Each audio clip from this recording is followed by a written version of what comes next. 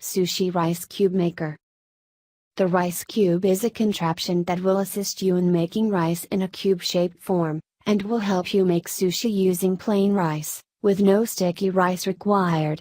This will cut down on calories and time, plus you won't need to use any nori seaweed to keep the rice in place. To use the sushi cube maker, just place your rice on one of the platforms, then slide the other one to intertangle them to make a perfectly shaped cube of rice.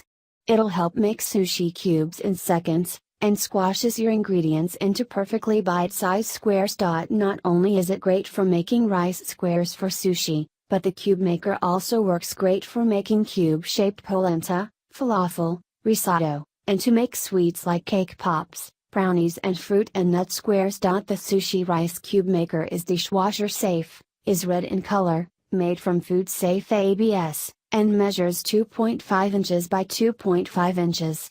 It also goes together nicely to put away for storage.